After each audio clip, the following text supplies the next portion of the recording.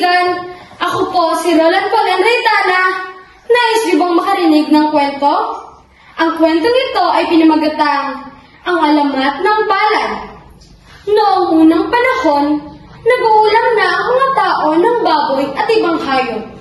Ngunit wala silang kanin.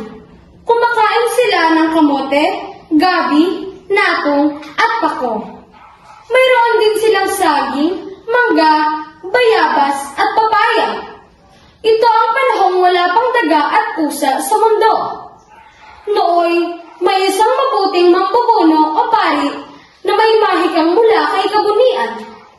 Ang may likhang nakatira sa mundong itaas. Bakbongan ang kanyang pangalan at madalas siyang maawa sa mga tao dahil sa kanilang kinakain. Sa pagdaloy ng mga tag-araw at tag-ulan, tag-init at tag-lamig, nangyaring naanyayahan si Dakbongan na pumunta sa langit para sa isang dakilang ritual na idaraos alang-alang kay kabunian. Kaya naglakbay siya ng maraming araw, inakyat ang tuktok ng bundok pulag, at nang makita ang hagdang nakatayo roon, pumanhik siya tungo sa mundo sa ibabaw ng mga ulap. Doon, nakakita siya ng isang malaking kubong napapaligiran ng napakaraming tao. Ito ang tahanan ni Kabunian at Bugan, ang maganda niyang asawa. Labis na ikinatuwa ni Dakbongan ang ritual, lalo na ang pagkain ng kanin, na tila di niya pinagsasawaan. Nanatili pa siya ng ilang pang-araw upang namnamin pa ang lasa nito. Napansin ni Kabunian ang hilig ni Dakbongan sa kanin, at tinanong ito kung nais niyang magbaon nito pauwi. Agad namang umoo si Dakbongan. Kaya tinuruan siya ni Kabunian kung paanong patubigan ang mga bukid, kung paanong pasibulin ang binhi ng palay, at kung paanong itanim at alagaan ang uhay.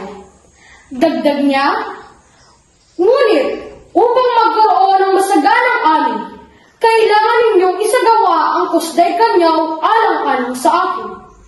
Tiyakin na kapatay lahat ng apoy sa nayon. Madaling araw isasagawa ng mampupuno ang ritual sa bawat bahay. Tatanggap siya ng apoy mula sa akin sa pamamagitan ng pulidi, ikikiskis niya ang isang pirasong kawayan sa isang biyak na kawayan may panggatong.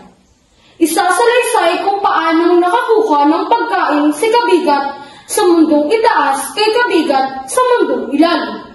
At tatawagin niya ang 3 yumaang mampupunong na sina Baking, Angay at Bugaw. Magkakatay ng isang baboy at ipapahid ang dugo nito sa mga mukha ng buong mag-anak. Pagkatapos ng kusday kanyaw, magkakaroon man piho o 5 araw ng pahinga. Kailangang matupad ang lahat ng ito. Diin ni Kabunian. Nangako si Dakbongan sundin ang lahat ng utos ni Kabunian. Maingat niyang inipit ang butil ng palay sa kanyang bahag at muling pumanaog sa lupa. Maingat siyang gumawa ng mga palayan at tinupad lahat ng sinabi ni Kabunian. Dahil dito, sumagana ang buhay niya at nagkaroon ng kanin ang lahat ng tao. Ngunit, paglipas ng panahon, nakalimot ng mayamang si Dakbongan na gawin ang kanyaw. Nagalit si Kabunian at namikha ng mga daga upang kainin ang palay. Nagsisi si Dakbongan sa paglimot niya sa mga utos ng Diyos. Naawa naman si Kabunian, kaya lumikha siya ng mga pusa upang kainin ang mga daga. Kaya nailigtas ang aning bigas at nagkaroon din ng daga at pusa sa mundo.